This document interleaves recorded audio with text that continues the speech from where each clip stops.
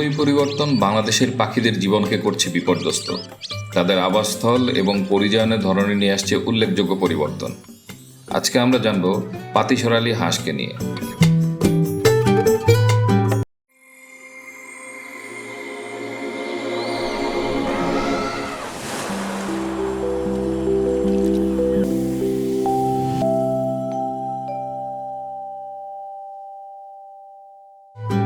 বাংলাদেশের শান্ত জলাভূমিতে ভেসে আসে এক নরম সুরেলা শিসের শব্দ।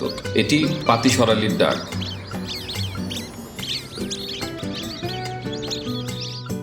এমন এক ধরনের পাখি যা আমাদের জলজ প্রতিবেশ ব্যবস্থার সৌন্দর্য ও প্রাণশক্তির প্রতীক।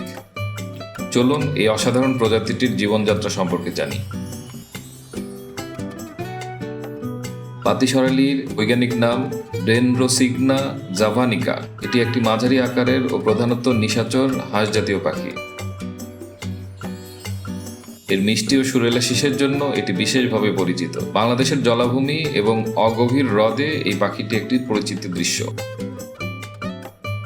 পাতিসরালি আংশিক পরিযায়ী। শীতকালে এশিয়ার উত্তরাঞ্চল থেকে আসা ঝাঁকগুলো দক্ষিণে যাত্রা করে, পরে ভারত অতিক্রম করে বাংলাদেশের উষ্ণ জলাভূমিতে এসে পৌঁছায়। এই মৌসুমী আগমন আমাদের প্রতিবেশ ব্যবস্থাকে আরও সমৃদ্ধ করে।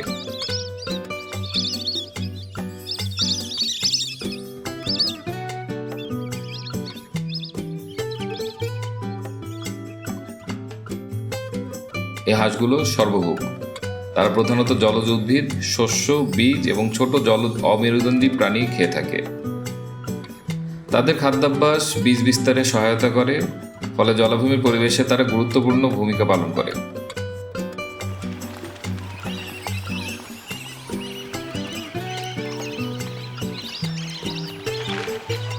তাদের অভিযোজন ক্ষমতা থাকা সত্ত্বেও পাতিসরালি নানা হুমকির মুখে।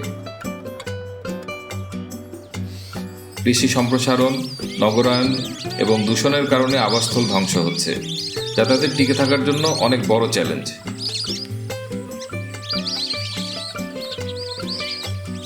পাশাপাশি পরিযায়নের সময় অবৈধ শিকারও একটি গুরুতর ঝুঁকি।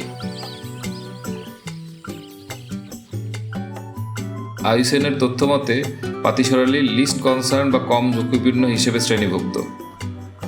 সামগ্রিকভাবে তাদের সংখ্যা স্থিতিশীল হলেও কিছু এলাকায় সংখ্যা কমে যাওয়া লক্ষ্য করা গেছে।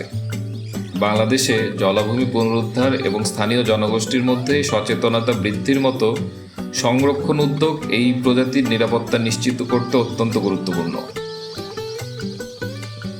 আপনি কি জানেন, অন্যান্য বেশিরভাগ হাঁস থেকে এটি একটু ভিন্ন স্বভাবের।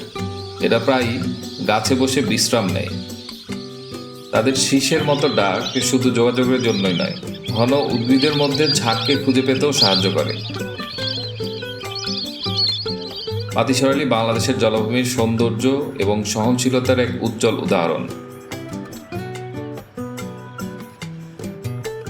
তাদের আবাসস্থল রক্ষা করে আমরা শুধু এই অনন্য প্রজাতিকেই নয়, আমাদের প্রাকৃতিক ঐতিহ্যের ভবিষ্যতও সুরক্ষিত করতে পারি।